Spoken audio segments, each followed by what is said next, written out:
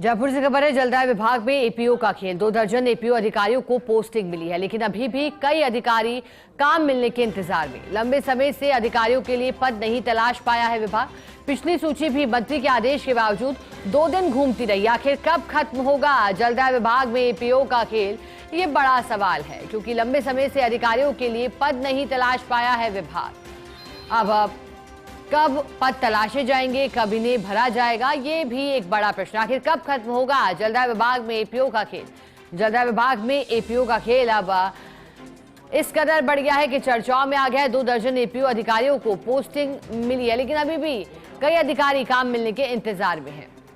APO अर्थात आदेश की प्रतीक्षा में अगले आदेश तक के लिए, और अब इंतजार है उन एपीओ अधिकारी कर्मचारियों को जो कि लंबे समय से पोस्टिंग के इंतजार में थे। हालांकि कहा गया कि 2 दर्जनों को तो पोस्टिंग दे दी गई, लगभग 24-25 के करीब, लेकिन अभी भी कुछ ऐसे कर्मचारी हैं जिन्हें अब तक पोस्टिंग नहीं मिली है। क्या वजह है देरी होने की? क्या जो शेष रह गए हैं उनके लिए अब तक एक बेहतर पद, एक बेहतर जिम्मेदारी तलाशी नहीं गई है, या फिर कोई और वजह है, किसी अन्य दायित्वों को दिए जाने का इंतजार हो रहा है? राज जानकारी लेंगे। एसोसिएट नरेश शर्मा जुड़े हैं। नरेश जी, जानकारी आपसे चाहेंगे, आखिर क्या वजह है जो कि इंतजार जिन्हें पोस्टिंग का है उन्हें अब तक नहीं मिली है? क्या वजह मान रहे हैं देरी के पीछे की?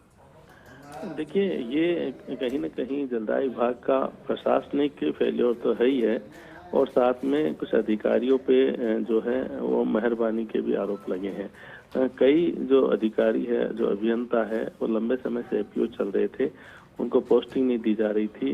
देखिए, 2 तरह से काम होता है। एक, अगर किसी का ट्रांसफर करना है तो उसके लिए पहले उसको एपीओ कर दिया जाता है, और उसके बाद फिर उसकी इच्छा अनुसार उसको पद दे दिया जाता है। लगातार ये मामला सामने आया था, तो पिछले दिनों जो है वो करीब 2 दर्जन जो अधिकारी हैं उनकी सूची जारी की गई थी, रिक्त पदों पर उनको लगाया गया था।